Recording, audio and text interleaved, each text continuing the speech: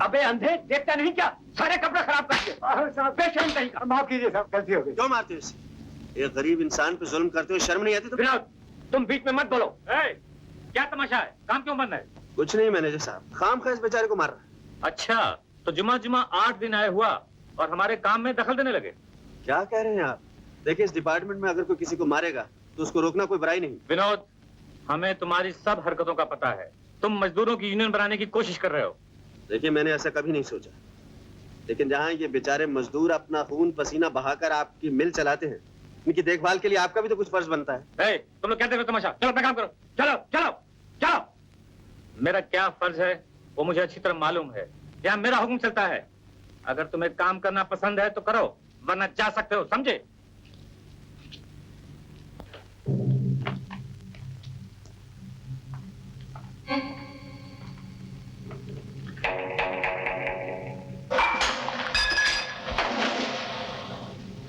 क्यों भाई, क्या तकलीफ है आप लोगों को? तुम्हारा दिमाग दुरुस्त करना है। अच्छा, अगर तुमने दिनेश जी और फैक्ट्री के मामलात में दखल देने की कोशिश की तो क्या करेंगे आप? तो थोड़ा सा तमीज सिखा जाएंगे आप। और हमारा बदतमीजों को तमीज सिखाने का तरीका है। ये आप लोग तो बहुत गर्म नजर आ रहे हैं। जरा प्यार से बात हो सकती है?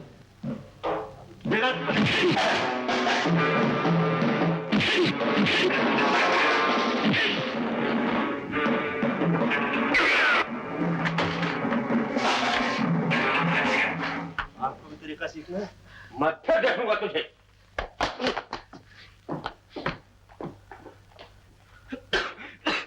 ये तुमने अच्छा नहीं किया बेटा, यहाँ रहकर इन लोगों से दुश्मनी। मुझे दोस्ती या दुश्मनी की चिंता तब होगी चाचा जब मैं यहाँ रहूंगा। मैं आज ही अभी यहाँ से चला जाऊंगा। क्यों? इन लोगों से डर गए? गुंडे और बदमाशों से डरते हैं बुज़दिल। मैं शर्मिंदा हूँ कि ऐसे लोगों के साथ काम कर रहा हूँ जिनका स्वाभिमान मर चुका है, जिन्हें अपनी तरक्की की चिंता नहीं, जिनके बीवी बच्चे कीड़े मकोड़ों की सी जिंदगी बसर कर रहे हैं। मैं यहाँ रहकर इन जैसा नहीं बनना चाहता। शाबाश शाबाश विनोद, यही शब्द सुनने के लिए मैं तरस रहा था। इन मुर्दा दिलों के बीच आज कम से कम एक इंसान तो ऐसा आया जिसकी आत्मा जाग रही है। तुम चाहो तो इन मजदूरों में नया जीवन फूंक सकते हो बेटा। जगाया उन्हें जा सकता है जो सोया हुआ हो, लेकिन जो जागते हुए सोए के समान हो उन्हें कौन चेतना दे सकता है? तुम चाहो तो इनके अंदर की चिंगारी को फूंक मारकर ज्वाला में बदल सकते हो।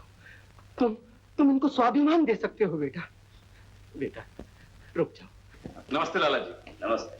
और दिनेश, बैठो। हेलो। कैसे आना हुआ? लाला जी, वो बैलेंस शीट लाया था दस्तखत कराने के लिए। भगवान दास जी, बैलेंस शीट ले जाइए। जी लीजिए। नहीं पेन। आप डिजाइन अच्छी बना लेती हैं।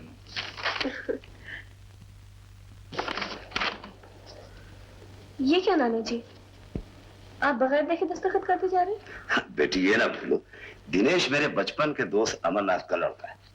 इस पर मेरा पूरा भरोसा है। लेकिन ऐसे ही दस्तखत करने से क्या फायदा? देखिए तो, मिल में तो घाटा ही घाटा है। ये नुकसान कब से हो रहा है? यही तकरीबन 4 साल से।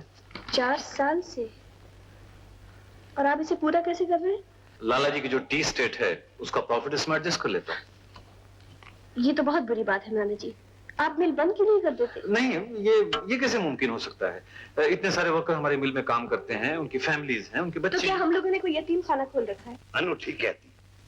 दिनेश, तुमने ये सब कुछ मुझे पहले बताया क्यों नहीं? लाला जी, मैं तो समझता था कि अकाउंटेंट आपको सारी रिपोर्ट देता होगा। पिछली सारी बैलेंस शीट्स आपने साइन की हुई हैं। आप चाहे तो मंगा के देख सकते हैं। ठीक है, हमें मिल बंद करनी चाहिए। लेकिन लाला जी, अगर आप मिल बंद कर देंगे तो मजदूरों के provident fund, bonus, notice period के पैसे ये सब इकट्ठे हम लोग कहां से देंगे? हाँ, और फिर डीलर से लिए हुए एडवांस, हुंडी के पैसे और बुकी के पैसे। ये सब कुछ मैं नहीं जानता। आज से मिल बंद, उसके लिए खरीदार ढूंढो। बिल्कुल ठीक नाना जी, मिल बंद। आज से मिल बंद किया जा रहा है। कामगारों और कर्मचारियों को नोटिस पीरियड के लिए 1 महीने की तनख्वाह दी जाएगी। ये हरगिज नहीं होगा, मिल हरगिज बंद नहीं होगी। तुम लोग अच्छी तरह से जानते हो कि मिल 4-5 साल से घाटे में चल रही है। घाटे के जिम्मेदार हम नहीं हैं, तुम हो। हम लोग जान देकर काम करते हैं। चुप रहो। तुम लोगों को 1-1 महीने की तनख्वाह बगैर काम के दी जा रही है। 1 महीने की तनख्वाह से आप हमारी जिंदगी खरीदना चाहते हैं? इस मिल को हमने खून पसीने से सिंचा है। हमारे घर में भूख से एक भी मौत हो, इसके पहले लाला जी के बंगले को आग लगा दूंगा। लड़ाई झगड़े से कुछ नहीं होगा, हमें चलकर लाला जी से मिलना चाहिए। आप सब लोग आइए मेरे साथ। चुप रहो। तुम लोगों ने समझा है कि मैंने धर्मशाला खोल रखी है, लेकिन कान खोल कर सुन लो कि दुनिया की कोई ताकत मुझे मजबूर नहीं कर सकती कि मैं मिल चालू रखकर घाटा उठाता रहूं। मिल बंद नहीं होगी लाला जी, आप ये मिल बंद नहीं कर सकते। तुम कौन हो जो मुझे सलाह देने की जरूरत कर रहे हो?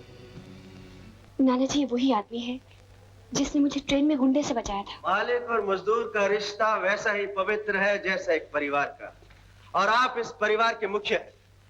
अगर आपको कोई परेशानी है तो उसमें हम भी शामिल हैं, और अगर हम मजदूरों पर कोई मुसीबत है तो उसे दूर करना आपका फर्ज है। इससे ज्यादा परेशानी की बात हमारे लिए और क्या हो सकती है कि लगातार 4-5 साल से हमारा नुकसान हो रहा है। नुकसान की वजह हम मजदूर नहीं हैं, नुकसान की वजह है मिल में बदइंतजामी, पुरानी मशीनें, प्रोडक्शन में कमी, वक्त और जमाने के साथ साथ ना चलना। उसके लिए रुपया चाहिए, वो कौन देगा? तुम या तुम्हारे साथी? क्यों मजाक उड़ा रही हैं मेम साहब? आप अच्छी तरह जानती हैं हम इस काबिल नहीं हैं। आपके सहारे पलने वाले मजदूरों और उनके घर वालों की इज्जत और रोजी बच सकती है। आपका नुकसान आगे चलकर फायदे में बदल सकता है। अगर आपको मिल चलाने में कोई दिलचस्पी नहीं तो एक मौका हमें दीजिए। वाह वाह वाह, that's a very good idea, I favour it. Lala ji, shut up, nonsense. लेकिन इस बात की क्या गारंटी है कि हमारे लाखों रुपए की मशीनें जो आप लोग इस्तेमाल करेंगे उसे सही सलामत रखेंगे? बोलो, can you give in writing? से नाउ। कैसी बातें कर रहे हैं आप? जो मशीनें हमें रोटी देती हैं हम उन्हें नुकसान पहुंचाएंगे? आप शायद नहीं समझ सकते, मिल हमारे मंदिर हैं, हम इनकी पूजा करते हैं। नाना जी, तुम लोगों को 1 महीने की मोहलत दे सकते। लाला जी जिंदाबाद! देशपुर में जिंदाबाद! लाला जी जिंदाबाद! लेकिन इस तरह नहीं। मैं तुम्हें एक शर्त पर मिल दे सकता हूं कि तुम लोग मुआवजे के तौर पर 1 लाख रुपए पेशी दोगे और हर महीने लीज मनी 25,000 रुपए दोगे।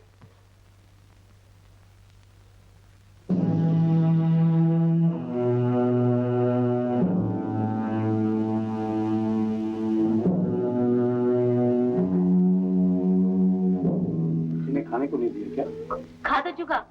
2 रोटी में हम सब ने खा लिया, पेट नहीं मारा, भूख लगी। मर नहीं तो क्या, आज 1 महीने से घर में पड़े हो। अरे मिल बंद हो गई तो क्या हुआ, कुछ और काम ढूंढते, हाथ पैर चलाते। मैं तो तंग आ गई, मुझसे अब ये बच्चों की तकलीफ नहीं देखी जाती। इससे तो अच्छा हम सबको मौत आ जाती। मिल तो बंद हो ही गई, अब उसे चलाने के लिए लाख रुपए का बंदोबस्त करो। अरे बंदोबस्त हम सब लोग मिलकर करेंगे। जिसके पास जो कुछ भी है, नकद जेवर सब कुछ बेचकर लाला जी को सौंप देंगे और मिल बंद नहीं होने देंगे। वाह चाचा वाह, नकद और जेवर। हाँ। जिनके पास खाने को 2 रोटी नहीं है उनसे तुम नकद और जेवर तलब कर रहे हो बिहारी। लेकिन हमें हिम्मत हौसला नहीं हारना चाहिए। मैं कह देता हूँ, कल सुबह तक या तो मिल चालू करवाओ या मुझे कोई काम दो, नहीं तो मैं अपने घर में आग लगा दूंगा और मिल को फूंक दूंगा, मशीनें तोड़ दूंगा।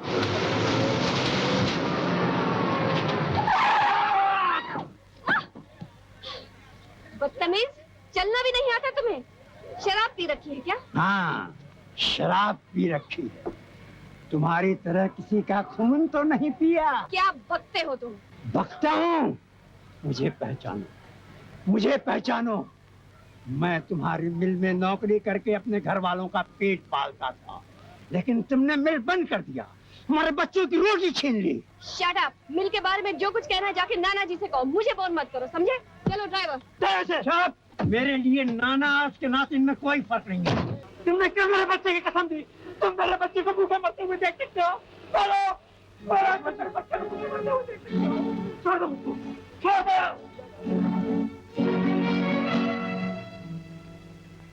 अनुज जी, बिहारी की इस हरकत के लिए मैं आपसे माफी चाहता हूँ। आज आपने फिर मेरी मदद की, इसके लिए बहुत शुक्रिया। लेकिन उस बदतमीज को मैं कभी माफ नहीं करूंगी। देखिए, जब गरीब की रोटी छिनती है वो पागल हो जाता है।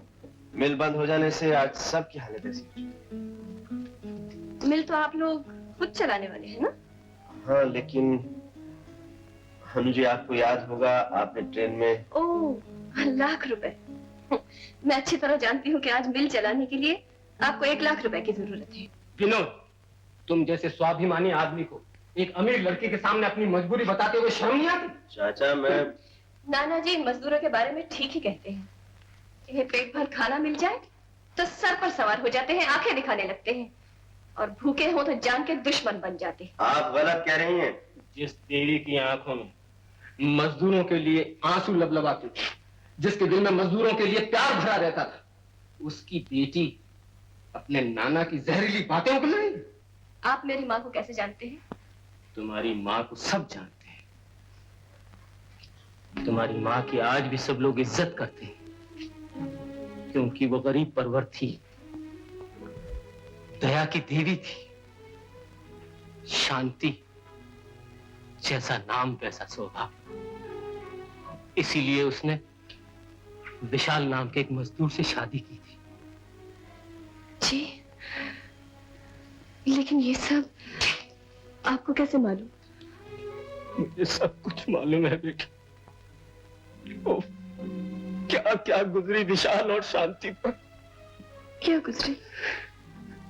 कॉलेज की पढ़ाई के बाद तुम्हारी माँ ने मिल के काम में दिलचस्पी लेना शुरू की। वहां उसकी मुलाकात विशाल से हुई। खामोश!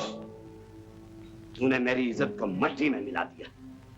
छोटी इज्जत के लिए सच्ची इंसानियत की अर्थी मत निकालिए पिताजी। अर्थी तो निकलेगी इसकी जिसने तुझे बहकाया है। कमीने, जिस थाली में खाया उसी में छेद किया। लाला जी, मुझ पर ऐसा आरोप न लगे। मैंने हमेशा आपकी मिल में ईमानदारी से काम किया। से अगर कोई गलती हुई है तो ये कि मैंने आपकी बेटी को दिल से प्यार किया और भगवान को साक्षी करके उससे शादी की। मैं ये शादी नहीं मानता। इसकी शादी मेरी मर्जी से होगी, किसी आला खानदान के रईस लड़के से। मैंने अपनी जिंदगी का फैसला कर लिया है पिताजी। मैं इनके बच्चे की माँ बनने वाली हूँ। क्या कहा? बेशरम! लाला जी, न तो रामो! अरे मालिक! जी हुजूर। जी मालिक। ले लो इसे और इसकी हड्डी पसली तोड़कर कहीं फेंक दो। लाला जी!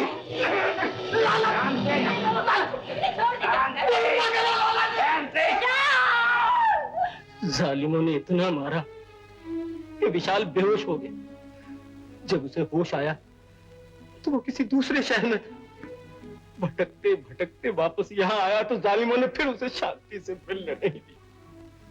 शांति को यकीन दिला दिया गया था कि विशाल उसे धोखा देकर भाग गया। बेचारी शांति एक बच्ची को जन्म देकर स्वर्ग चली गई।